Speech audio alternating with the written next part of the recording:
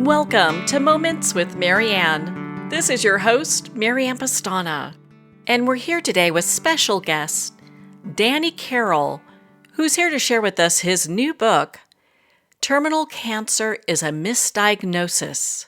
Discover a palliative care alternative medicine that you can survive. Please note, this book is not for everyone. If you believe that the foundation principles of conventional medicine are beyond question, and if you have conviction that chemotherapy, surgery, and radiation are the only possible treatments for cancer, then this book is not for you. So Danny Carroll spent the first half of his life in London, UK, and completed his education with a master's degree from the London School of Economics. He later moved to India, where he now lives and works, and has spent the last 17 years studying alternative health therapies in search of the golden grail of health and wellness. Following a cathartic healing experience in 2012, he has focused on mind-body healing protocols for the last 10 years. Danny discovered a new body of medical knowledge called Germanic healing knowledge, or Germanic new medicine, developed in Germany by Dr. Hammer. Danny has spent the last 7 years using this practice to help people with chronic and terminal health conditions. So let's welcome to the show, Danny Carroll. Thank you, Marianne. It's a pleasure to be here. Well, what an honor it is to have you here again and to talk about your bestseller. Congratulations. I've heard that it's made bestseller on 5 different lists. It has indeed, yes, in like a 2-week period, which is, it's extraordinary. I couldn't have asked for more, frankly. Oh my goodness. Between that and all the rave reviews that people are leaving, it sounds like this is making such a huge impact. Yeah, I'm not used to people reviewing my work like this. So a lot of their reviews are still giving me goosebumps. So I'm really delighted with the response. Well, congratulations. And I know we had so much to continue in our discussion from last time. I did want to kind of start with something that really kind of had my interest piqued, because we've had a discussion. You told me about how this approach is different from regular medicine or even alternative medicine. I'd love for you to share how that is. But yeah, so I've over the last nearly 2 decades, I've studied all forms of both conventional and many forms of alternative medicine, and I apply the same principles to problem solving in health that I essentially apply in business, and that's that. I mentioned this in our last interview that the critical thing is when understanding a problem is to understand the input, the process, and the output. If you're only looking at the output of a problem, i.e., the symptom of a problem, then you're never going to solve it because the problem will just keep coming back. So when I studied various healing modalities, the first thing that I would analyze is whether the modality would essentially identify the root cause of the problem. In business, we can only permanently solve problems if we study the root cause. And what I discovered, Marianne, which was actually quite surprising at the time, is that all forms of healing modalities, or at least all forms that I studied, are all forms of symptomatic treatment. So whilst everybody sort of points the finger at conventional medicine, saying it's a system of symptomatic treatment, which is absolutely correct. What people don't realize is that many alternative modalities are also systems of symptomatic treatment. So if you look at nutritional healing focuses on detoxing the body. The body is the environment of the symptom. I studied Bach flower remedies for many years, which is an English emotional healing system. And basically in the Bach flower remedies, you're addressing the symptom of the emotion. And the more I looked into different modalities, the more I discovered that they're essentially all systems of the modality that I've now spent the last 10 years studying, called Germanic healing knowledge. It's the only modality that I've managed to discover that identifies the root cause of the health issue, and literally identifies the root cause with a sniper's rifle. So as soon as I discovered this modality, I mean, I've not moved on from it, right? I mean, I've spent 10 years studying it because it's the only system of healing that I've been able to discover that essentially identifies the root cause of the problem. Now, in health terms, when we look at what we call input, process, and output, as far as we are concerned, i.e., the human race, the input is a life event, and that can be a crisis, it can be an emotional trauma, it can be an unexpected event that happens in your life, it can be an ongoing challenge that you're facing in your life. And this is the input, or the root cause of what triggers our health challenges. Now, the processing happens in the brain. So my teacher, who was a traditional medical doctor who specialized, he was what we call an internist, which means he specialized in research, and his particular specialization was cancer research. What he discovered is that if you take a brain CT scan, a computer tomography scan of the brain, you can tell somebody's entire life history from their brain, including what problems they currently have and historically the problems they've had. It's like a complete life map that's printed on our brain. And organs, whether that's internal organs or external organs, effectively are the symptom of the problem. So the problem that we have with our healing modalities fundamentally today is that, I mean, if you look at the conventional medicine industry, you know, we have an eye specialist and a cancer specialist and a gynecologist, and every part of the biology has been carved into small pieces. But each modality has been given only the symptoms to deal with. You cannot solve the problem at the organ level because it's only the symptoms. So even if you manage to address the symptoms, if you haven't solved the cause of the problem, then the problem will keep returning. And the way we have carved up the medical industry, unfortunately, I mean, it sets doctors up to fail before they've started, because they're only addressing the symptom of the problem and not the cause of the problem. So this healing modality, Germanic healing knowledge, basically teaches us how to understand and identify the cause of the problem, so that we can solve problems permanently.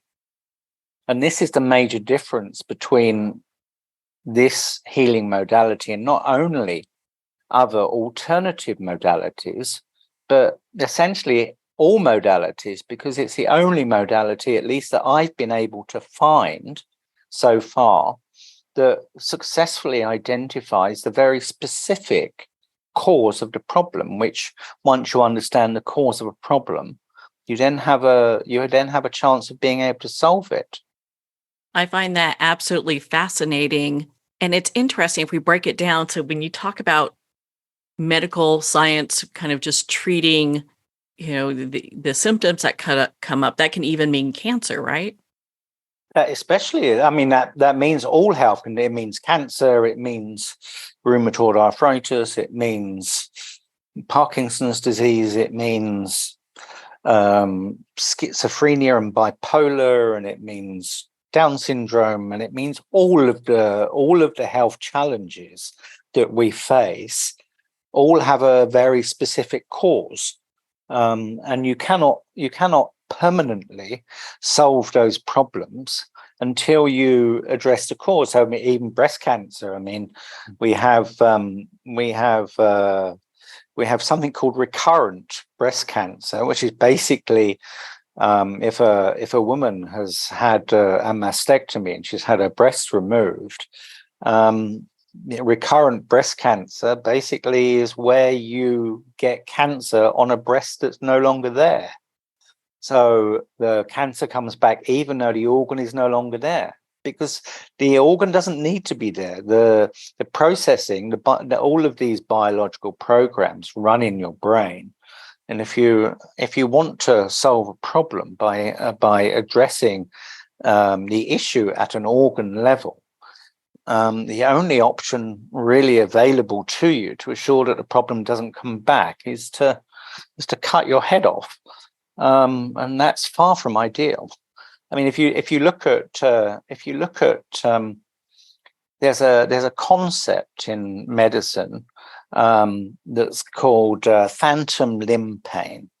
Okay, now this is basically a concept where after you've had a limb or an organ amputated, i.e. removed, so you have a problem in your foot or leg and you have your leg cut off from above or below the knee, or you have the entire leg cut off, gangrene or things like that, then the patient can, I think there was a Cleveland Clinic did a study on phantom limb pain, where 8 out of 10 people who have limbs removed still experience pain in the limb after it's no longer there.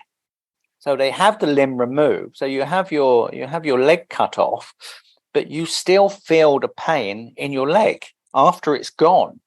And the reason for this is because the pain is actually not in the leg. The pain is in the brain. The biological program, the processing happens in the brain, not in the organ. So it doesn't actually matter whether the organ is still there or not.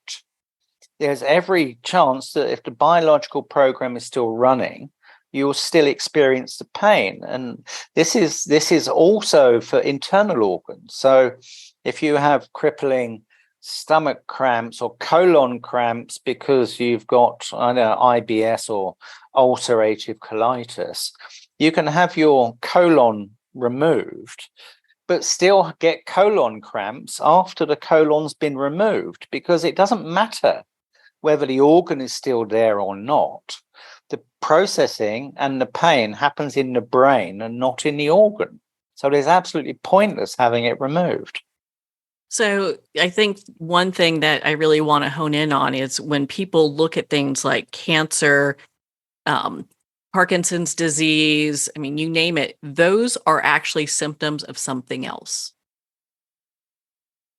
Everything, every change that we experience in our biology is a symptom.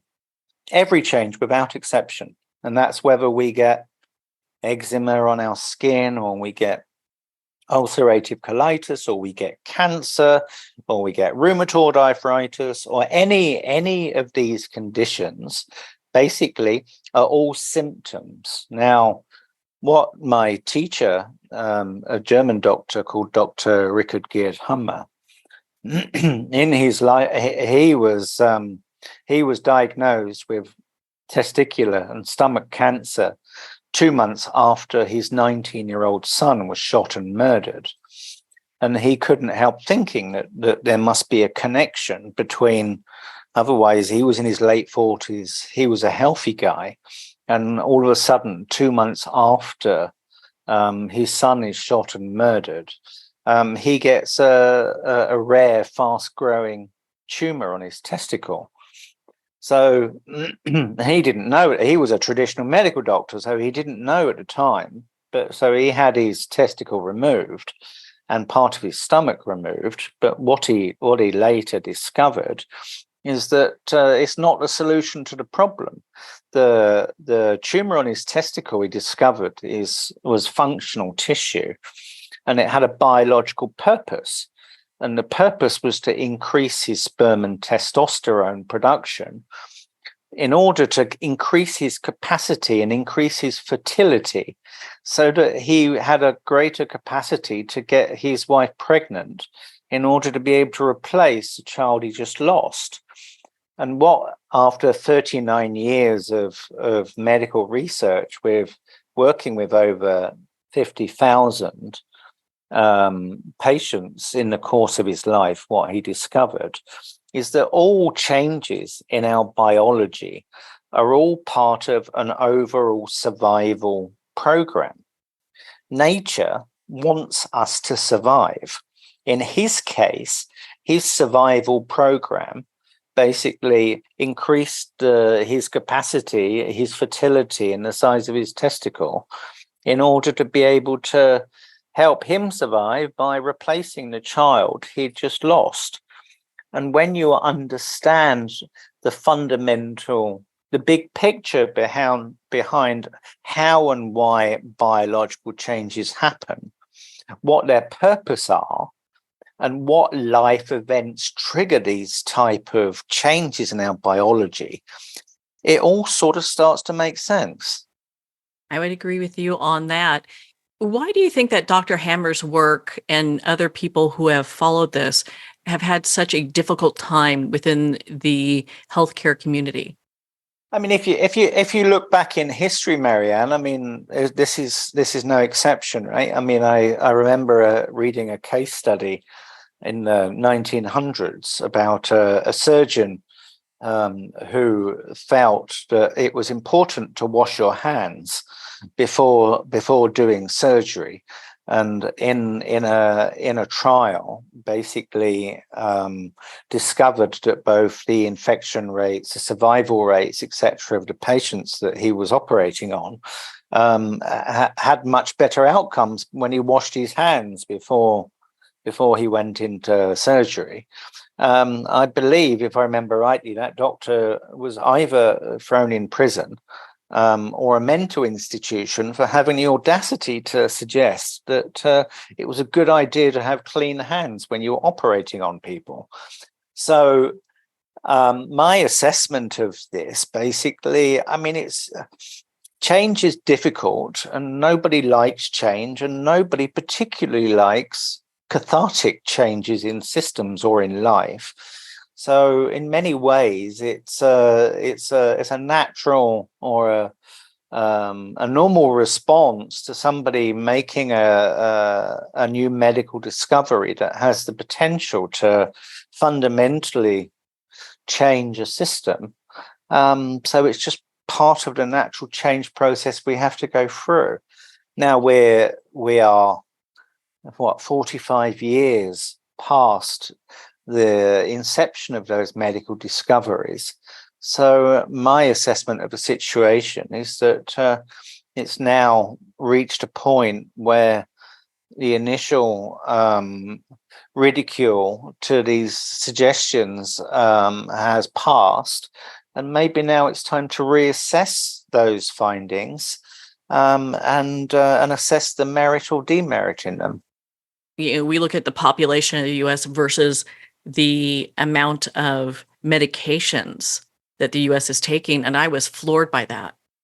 Yeah, I mean, where are we? What is America's 4 or 5% of the global population, and I think America consumes somewhere over 40% of the total pharmaceuticals produced in the world.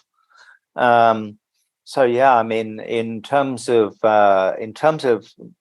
pharmaceutical drug consumption, America leads the world by a significant amount, and that's the problem, right? I mean, if you don't address the cause of a problem, then the problem keeps coming back. So you end up, a lifetime on medication to suppress or to manage the symptoms of a problem, because you're not addressing the cause of it. But when you address the cause of that problem, then you no longer need the medications. In your book, you talk about how pain has a biological purpose. And I'd love for you to share about that with our listeners. It does, and everybody can validate this for themselves. I'll give you so the purpose of pain is to stop us from using a part of the body so that it has the time, space, and energy to heal. It's like if you've got a puncture in your car tire, if you drive your car tire with a puncture, then obviously it's not going to do the car any good. So in the same way, if you cut your finger, and everybody can test this for themselves, if you cut your finger, when it swells up and starts healing, if you don't touch it, then you won't experience any pain. As soon as you start trying to use it, I don't know, you start washing the dishes, or even you put your hand under the shower, or you start trying to write with a finger that's cut. As soon as you start trying to use it, then it will start throbbing and it will become very painful. So what nature is trying to tell you is that this part of your body is temporarily broken, and what you need to do is not use it until it's fully repaired. And once it's fully repaired, then you'll be able to use it again without pain. So I put this I put this to the ultimate test. In 2019, I got cancer in my jaw, and it was triggered literally by a 5-second argument with my wife, which made it incredibly difficult for me to be able to identify the specific cause of this problem. So by the time I discovered the problem, it was more than a month or so. I don't remember exactly. But by the time there was a significant growth in my gum, and by the time I managed to switch off that cancer program, which is another discussion on its own, basically all of the teeth on my upper jaw on the left side of my mouth, during the course of both the tumor growing and the healing process, basically all of my teeth fell out, and I lost a part of my jaw. So I ended up having to have a 5-hour reconstructive surgery where I had a bone graft on my jaw. I had 35 stitches and implants basically to replace my teeth. And I had one painkiller at the time of the surgery, as I was leaving the surgery, and I took one more painkiller the evening before I slept. And then when I woke up next morning, I have experience of switching off pain that's caused by various different emotional traumas, but I didn't have experience of switching off pain that came essentially from a physical trauma. So I thought, okay, let me try and see if I can switch this pain off, because I'm not a big fan of taking painkillers, etc. So I was sitting there and I thought to myself, okay, what is the purpose of pain?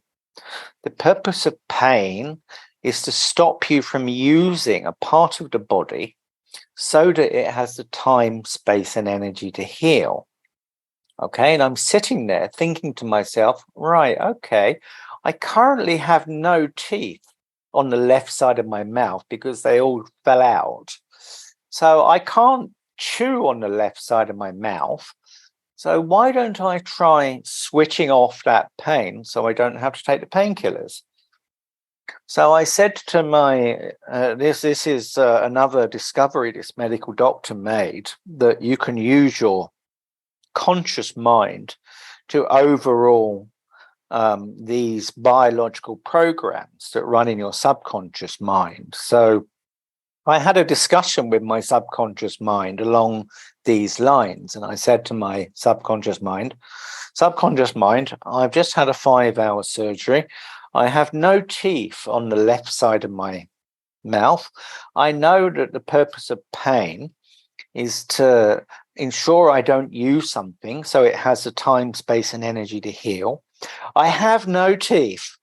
I'm not going to chew on the left side of my mouth because I can't.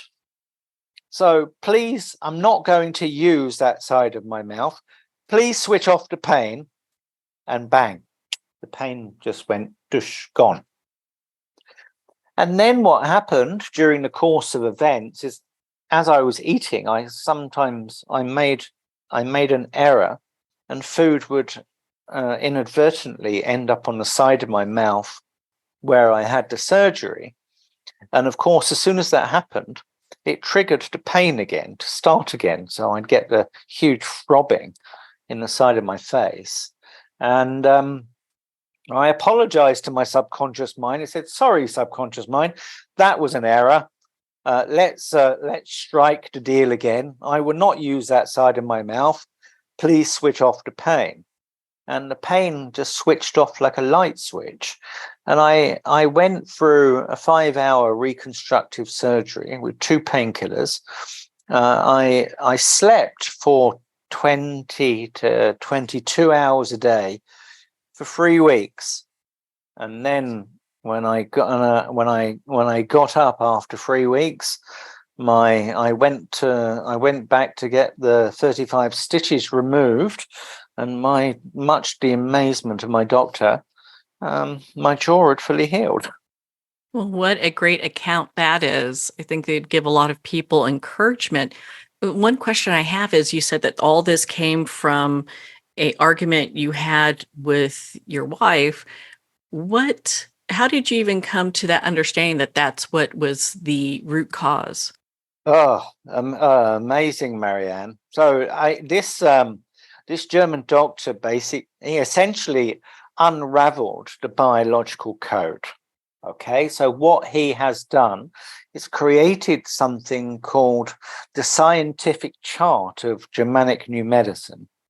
And on this scientific chart, he has he's laid out exactly the type of problem in life that affects every area of our body, what biological changes happen to the body when we experience this life event, life crisis, life trauma. This doctor called these biological conflict shocks. How to resolve these conflicts and what happens. So if your capacity is increased when you go into conflict, in the same way his capacity was increased in his testicle in order to give him a better chance of getting his wife pregnant. And then how you resolved the conflict. And in his situation, if he had have known at the time, his resolution would have been to get his wife pregnant, because that was the purpose of the biological program. And then after you resolve the problem, how the extra capacity is then removed, and your capacity is returned back to normal. He's laid out this entire process for every part of the body. So every time you experience a pain or a discomfort or a change in your biology in some way, and it doesn't matter whether it's a runny nose, a sore throat, ulcers on your tongue, rheumatoid arthritis, cancer, anything you can think of, he's laid out the cause of the problem, what biological purpose this problem actually is there to help us to solve, and basically how to solve it and what to expect after you've solved it. It's quite extraordinary. And for our listeners, you have no medical background. Is that correct? No, I'm not a doctor. No, I'm don't hold it against me, Marianne, but I trained in law. in terms of my education, and I spent the first half of my career working in strategic management consulting, and the second half of my career working in asset management and venture capital. So I have absolutely no business or practice in medicine, either conventional or alternative. So, what you're doing with us today in your book as well is just sharing the information that you've discovered along your path of healing. Absolutely. I mean, I experienced a trauma just under 20 years ago when a friend of mine was diagnosed with cancer, and I both funded her cancer treatment and did a pretty good job of ensuring her compliance to the treatment, which very sadly killed her quite quickly. And when that happened, I mean, at the time I thought I was doing the right thing. When that happened, I made a commitment that I would find a better solution to the problem, and I would search to the ends of the earth to find it. That all in all took me about 7 or 8 years of looking and studying various healing modalities before I discovered this German medical doctor's body of knowledge, a Germanic healing knowledge. And I've spent the last now 11 years studying this protocol, healing myself of everything you can imagine.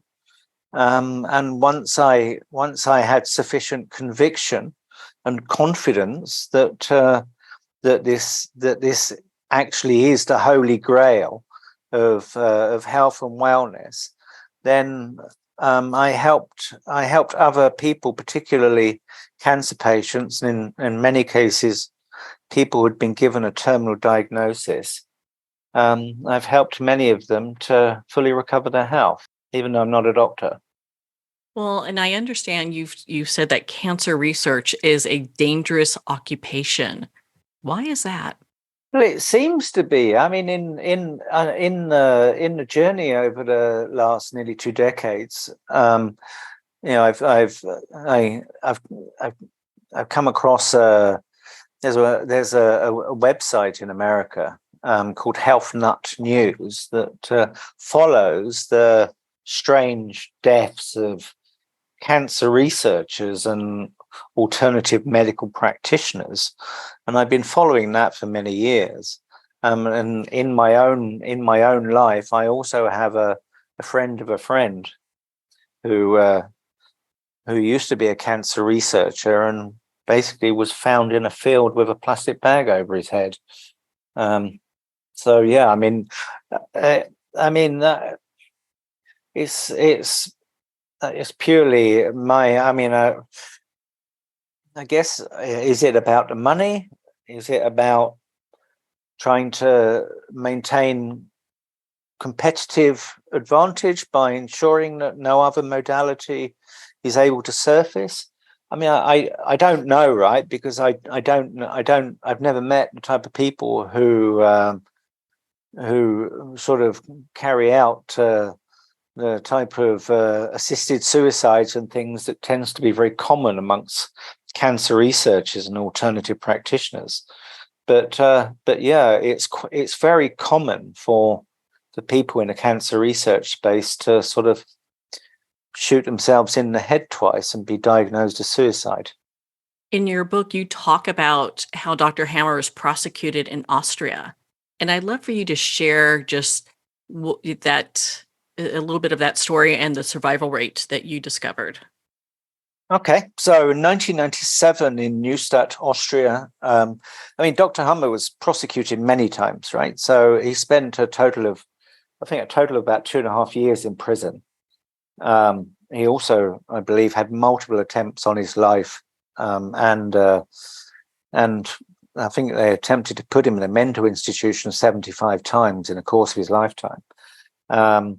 In Austria in 97, his medical license, I think, was taken away from him in 1986. and it was removed because he refused to prescribe chemotherapy. So he lost his medical license, but then he continued to help particularly terminal patients. But then he was prosecuted many times in Austria and Germany and France. And in 1997, he was prosecuted for practicing medicine without a license.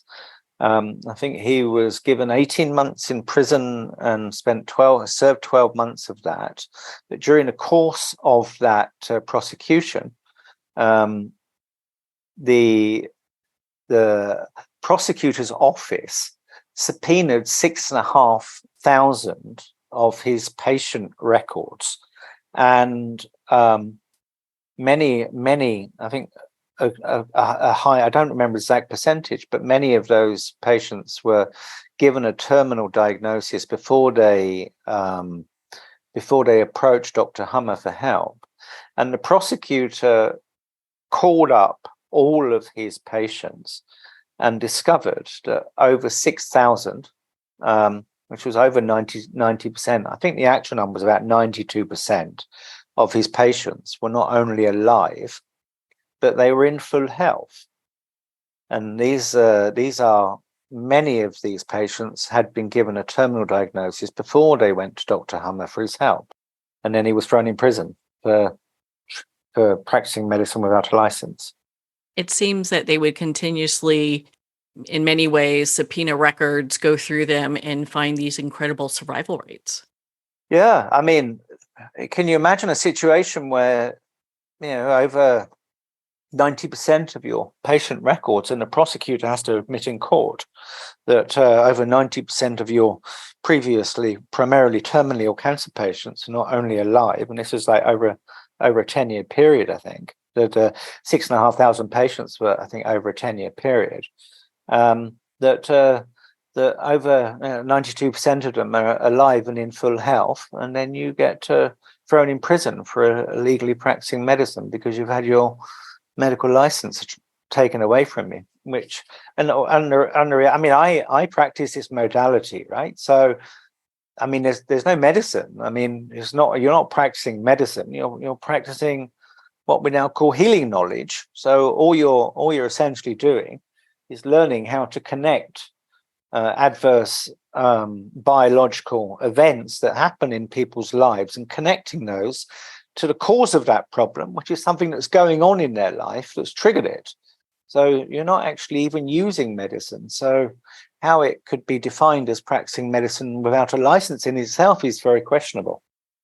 Do you think that he was really prosecuted because, you mentioned a little bit before, maybe because of financial reasons with maybe pharmaceutical companies, or the traditional medical system isn't ready to make these kind of changes yet? Well, the thing, I mean, I think this is primarily an issue, I think, with conventional medicine. I mean, Dr. Hummer, he was a traditional medical doctor. He estimated that when his medical discoveries are allowed to surface, that 95% of all of today's medical protocols and procedures will become obsolete, because if you learn to heal yourself, then you don't need a healthcare system in order to help you. Now, when he says 95% of all symptomatic treatments, I mean, that includes alternative symptomatic treatments as well as conventional. So I guess that in financial terms, I mean, that makes him a dangerous man. I can see it would make looking at illness in a different light, where, wouldn't this be great where medication was not something that we would absolutely have to have. You wouldn't have to have a pill for a pill. No, and I mean, and even in his later years, I mean, Dr. Hummer would never advocate in terms of never using medication. He would never advocate never using surgery. In certain situations, if there is for example, a blockage in the intestinal tract that's been caused by a life problem, if the intestinal tract is blocked, then the surgery is absolutely critical. Otherwise, you'll die without it. So he was never of the school of thought that, you can't have any of this, that all of this needs to go. I mean, he was very balanced in his view of life. Very often you can use certain forms of medication in order to make the process of healing easier without being quite so extreme, reduce the inflammation, etc. But it has to be done in a balanced manner. So, and he never believed that this is wrong and this is right.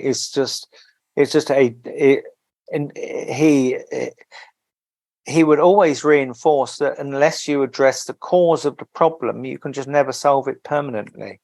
But I think that the most important finding that he made that really is worth thinking about is the fact that all of these biological programs, or all of the biological changes that we experience, are part of a survival biological program.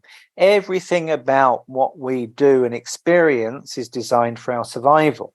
It's no different to having, if you see an accident in a car, by putting your foot on the brake or the accelerator. I mean, these are the biological changes that happen to us for these types of reasons. Now, let's take another example. Let's look at mammary gland breast cancer. Okay, now, what is the purpose of a mammary gland? The purpose of a mammary gland is to produce milk. So the only time that a woman lactates is when she's nursing, when she's pregnant, or wherever she's just delivered and the child is breastfeeding. After the child stopped breastfeeding, the lactation dries up and then she stops producing milk. Now, before our modern day society, the only tool a woman had in order to be able to nurse a sick family member basically was her breast. So the mammary gland, according to Dr. Hummer, gets triggered by what is called either a nest or a care conflict. So say you're walking down the street and you're not paying attention, and your 5-year-old child pulls away from you and runs into the road and gets hit by a car and ends up in ICU. As soon as that happens, the woman will start feeling a lump in her breast. And that lump basically is there in order, nature is in the same way in Dr. Hummer's case, that his testicles were increased in size to help him become more fertile to reproduce. In a woman's case, the mammary gland is being reactivated in order to help her lactate, so she can offer a breast to her sick child, so she can nurse her child back to health again. And once the child is back to health again, that reactivation of the mammary glands will be then switched off again, and that capacity will be removed by something we know today as TB microbacteria and fungi. Now, today we call that mammary gland breast cancer, and we remove women's breasts, etc., and give them chemotherapy and radiation because we think that's a disease, and it's not. Again, it's just another survival function. The problem is we just don't understand how it works. I understand that Dr. Hammer also had some postdoctoral thesis that he had been working on from the university he graduated medical school from. What happened with that? So when after he recovered from when he got a cancer diagnosis, so he had a cancer diagnosis of the testicle and the stomach, and he was given a 1% chance to survive. He miraculously survived, and he survived because he only had surgery. He didn't have chemotherapy or radiation. So when he returned, at the time he was the head of the gynecological oncology unit at Tübingen University, and he was working with 200 female terminally or female confirmed cancer patients. And what he wanted to do was to see whether they had gone through a similar life event, emotional trauma, life crisis that he had. And out of 200 had. And when he started putting the women into separate categories, the women with ovarian cancer or breast cancer or cervical cancer, etc., what he observed is that the women in the same category had all suffered from the same type of emotional crisis in their life. So, for example, all the women with ovarian cancer had all suffered from some type of profound loss. So he created, ultimately, once he started to piece all of this together, he created this postdoctoral thesis and he presented it to the university. Now, in Germany, Germans are very structured and systematic. And in Germany, if any postdoctoral thesis has to be proved or disproved by law by the university. And in this particular case, when Dr. Hammer presented his thesis for assessment to Tübingen University, which is basically an associate of Munich University, they refused to assess his findings.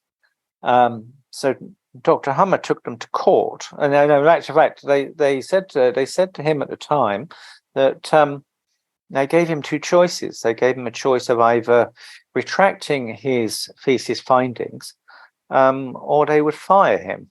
So he refused to retract his findings, so he was fired. He took the university to court, and the court there was a court order against the university forcing them to assess these medical discoveries that Dr. Hammer had made. And still, even with the court order, the university said we're not going to assess these findings. And when the court asked why, basically the university said we do not want to know whether Dr. Hammer is right or not. So they agreed to pay a fine for not assessing his postdoctoral thesis, and then his thesis was sort of swept under the carpet. That story reminds me so much of Galileo and the Earth moving from the idea of being flat to round. Same as a surgeon, right? Who suggested that it was a good idea to wash your hands before you went into surgery. I mean, if you research back into medical history, you'll find these type of cases aplenty. I don't think that Dr. Hammer's case is rare in that he was vilified and suppressed, etc. I mean, I think that this happens that every time there was some major breakthrough or discovery, not only in medicine, but I think in all walks of life. So he experienced that treatment. But I say now we're a long way past that, and Dr. Hammer has now sadly passed away in 2017. And I think it's now time to reassess his medical findings to see the merit or demerit in them. So what is your intent with, I know this is the first book of a series. What are you intending to do? So the big challenge here, Marianne, is I've spent the last 10 years studying Dr. Hammer's medical discoveries, and it takes considerable application of mind. The problem is that I see is that the vast majority of the population will never put the time, effort, or energy in that would be required to study these medical discoveries in their current form. Now, what I am going to attempt to do is I've just written my flagship book, which is titled "Terminal Cancer is a Misdiagnosis." And that's currently up on Amazon. This is essentially an introduction to Dr. Hammer's medical discoveries. Now, if you look at life, in life, we experience typically one or two problems, and we want a simple solution as far as possible to one or two problems. So what I am now planning to do is I'm planning to write a 500 plus book series which is essentially one book on every disease or illness known to man. So one book on breast cancer, one on testicular cancer, one on lung cancer, one on brain cancer, yada, yada, yada, yada, Parkinson's, etc., etc., etc. So that, and all of these books will be written in lay language so that anybody with no prior knowledge of the subject can read, understand, and absorb the content, so that when you have one problem, you pick up one book and you can solve one problem. You understand the cause of the problem. You understand the biological purpose of the program. You can look at your life. There are lots of case studies, so you can see practically how that applies in your life. You then go through, and it gives you a chance to be able to solve the problem by addressing the cause of it. I've currently written 4 of those books, one on breast cancer, one on testicular cancer, one on IBS, irritable bowel syndrome, and ulcerative colitis, and one on atopic dermatitis, which actually includes many other skin issues, including vitiligo and eczema, psoriasis, chicken pox, measles, and many other skin-related conditions that are all actually triggered by the same problem. So I've done 4 so far, so that leaves approximately 496 more to go. I'll be writing 12 books a year, and I will try and prioritize them to address the biggest health challenges we face first. And then over the next many years, I will continue to write those books so that that the medical discoveries become increasingly accessible to anybody, regardless of whether they have prior knowledge of the subject or not. I understand your book is available on Amazon and it's flying off the shelves wherever it's at. And I know, congratulations on it being #1 in so many categories. I think people are really curious and have a hunger for this type of information. I'm honestly, Marianne, I mean, I'm humbled. I've never written or published a book before. It's been an extraordinary team effort. I've had inputs into the book from hundreds and hundreds of people who have helped me, including specialists. Every chapter has had a specialist that's given input in some form. So it's not only my effort; it's literally the combined effort of hundreds of people. But yeah, I'm shocked I'm delighted by the response. I mean, the speed that it's hit bestsellers at and garnering sales and reviews. I mean, I couldn't be more delighted. I hope that Dr. Hummer is sort of looking down on us and he's sitting with a smile on his face at this point in time. So, Danny, where can readers and our listeners learn more about your work and be part of your community? Okay. My home website is danny-carroll.com, and my surname is the Irish spelling. It's CARROLL. So danny-carroll.com is my home website. On my website, I put a number of interesting things. I put a resource page on the website that is essentially the outcome of nearly 20 years of research. So I've put all of the key resources to help you to guide your way around the Germanic healing knowledge community, so that you know exactly where to look to go and find the scientific chart, or if you want training or you want free resources, they're all available there on my resource page. The books that I've written, they're under the brand called the Healing Tribune. All of the books will be available to read for free on my website. So the book on IBS, ulcerative colitis, testicular cancer, atopic dermatitis and breast cancer are all up on my website and can be read for free.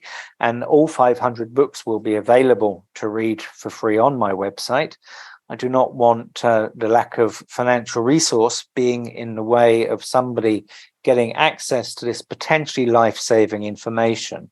So all books will be up there on my website. And if you so desire, you can sign up to my website and I will be writing one more book a month. So if you want to sign up and join me on the journey, I will send out a newsletter every month to inform everybody of the new book that's been posted. And every month I'll add a new book up there until I'm still on this earth. Well, it sounds like you have some work ahead of you here. So. I have some work, Marianne. Well, Danny, thank you so much for taking the time to be on the show with us here today. Thank you so much for hosting me, Marianne. It's been an absolute pleasure. Well, thank you, Danny. It has been such an honor to spend this time with you and to talk about your new book, Terminal Cancer is a Misdiagnosis. Discover a palliative care alternative medicine that you can survive. Terminal Cancer is a Misdiagnosis by Danny Carroll has just been awarded the #1 Amazon International Bestseller. Make sure to drop by Amazon and purchase your copy today. Make sure to visit Danny's website at danny-carroll.com for more information and to be part of his community. If you're struggling with feelings of suicide, make sure to visit the Suicide Crisis Lifeline. In the U.S., that number is 988. Please note, this interview is not designed to provide listeners with specific personal, medical, counseling, or professional services of any kind. This program is not meant to diagnose, treat, cure, or prevent any disease, and individuals with health problems should always consult their healthcare provider. This show holds no responsibility for the validity or accuracy of the information shared on the show, and is for informational purposes only. On that note, we are going to pause here for a quick break, and we'll be right back after this message. The book Terminal Cancer is a Misdiagnosis, authored by Danny Carroll, is on sale at Amazon now. Licensed psychologist and psychotherapist Tessa Antia-John-Guerra commented, "This is one of the most empowering books on the topic of cancer you will ever read." Award-winning author T.L. Needham commented, "This recommended book can be understood by anyone seeking answers, hope, and alternatives to a terminal diagnosis. Buy it now on Amazon.com.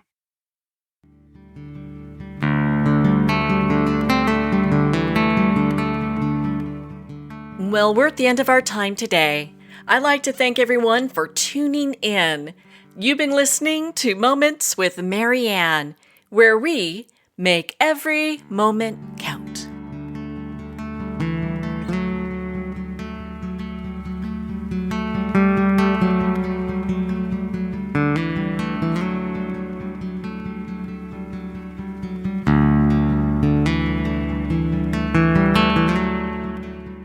In a single moment, your life can change. Moments with Marianne is a transformative hour that covers an endless array of topics with the best of the best. Her guests are leaders in their fields, ranging from inspirational authors, top industry leaders, and business and spiritual entrepreneurs. Each guest is gifted and a true visionary, a recognized leader in her own work, and while teaching others to develop, refocus, and grow, Marianne will bring the best guest and sometimes a special surprise. Don't miss this. You never know just which moment will change your life forever.